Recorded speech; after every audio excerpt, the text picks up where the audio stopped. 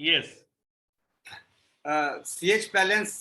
नाम से ही जाहिर है कि वो कोलेस्ट्रॉल को कम करने के लिए यूज किया जाता है, और इससे जो मेरा अपना रिलेशन है मैं पहले उसके बारे में बता दूं। मुझे 42 की ईयर्स के एज में हार्ट अटैक हुआ, और फैमिली हिस्ट्री इसमें कही जाती है, तो मैं एक ये जो कोरिलेट कर सका मैं कि मेरे जितने मामा हैं, मेरे नाना थे, मेरी मदर, सबका, मेरी मौसी लोग, सबका डेथ हार्ट अटैक से ही हुआ। तो एक फैमिली हिस्ट्री बहुत स्ट्रांग था मेरे साथ, और इसके साथ चूंकि मैं खुद मेडिकल प्रोफेशन से हूँ, तो कोलेस्ट्रॉल कम करने के लिए जो भी संभव उपाय था मैं किया करता था। और हार्ट अटैक होने के बाद तो और भी बिल्कुल ये था कि डॉक्टर्स ने स्ट्रिक्टली हमको एक जो उसमें सबसे इंपॉर्टेंट ये होता है LDL, उसके कई फ्रैक्शन होते हैं, आप लोगों ने जिसको भी कोलेस्ट्रॉल का चेक कराया होगा, वो उसमें कई फ्रैक्शंस होते हैं, उसमें एक जो सबसे इंपॉर्टेंट होता है जो डिजीज कॉजिंग होता है वो LDL। और ऐसे तो कहा जाता है कि 150 से नीचे रहे तब ठीक है, लेकिन मेरे कार्डियोलॉजिस्ट बिल्कुल स्ट्रिक्टली कहते हैं कि आपका 80-90 से ऊपर बढ़ना ही नहीं चाहिए था। और पिछले 7-8 सालों से मैंने जब भी यूज किया, जो बाजार में दवाएं आती हैं, स्टैटिन्स वगैरह यूज करते हैं, तो एक तो उसके साइड इफेक्ट्स बहुत ज्यादा हैं, और उसके अलावा उनको यूज करने के बाद भी कभी भी मेरा ब्लड जो ये LDL लेवल है वो 100 से ऊपर ही रहा, कभी कम नहीं हुआ।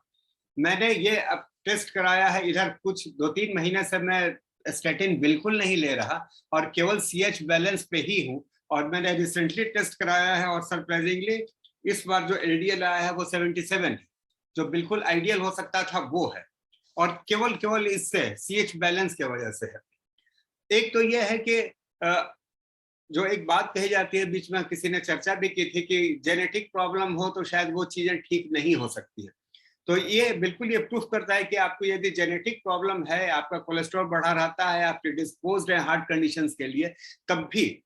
आपको ये जो सप्लीमेंट है आपको हेल्प करता है। हाँ, ये बात जरूर है कि ये केवल CH बैलेंस का कमाल नहीं है, मैं उसके साथ साथ जितना PDO है, प्रोटीन,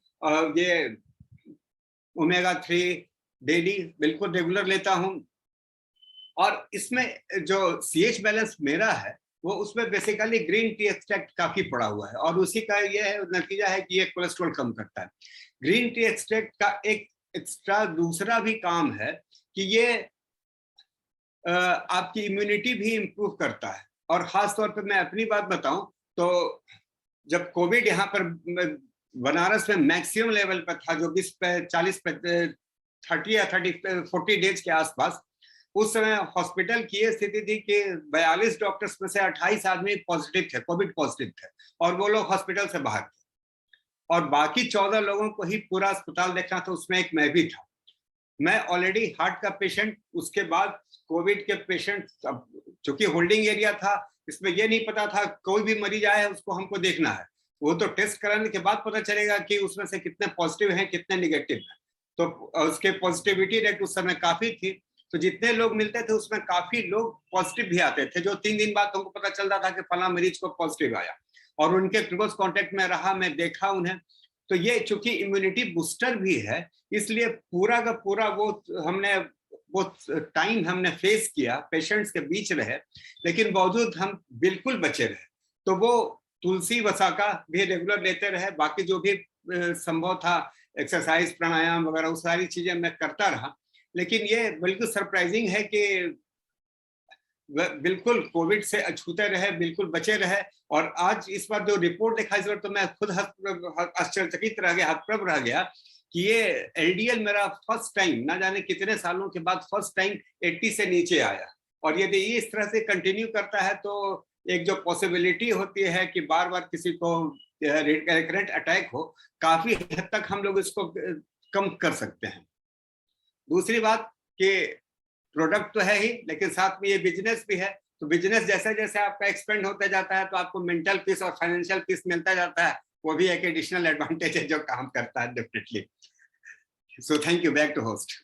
ग्रेट, बहुत बढ़िया डॉक्टर साहब, आपने बहुत अच्छे तरीके से बताया और बहुत ही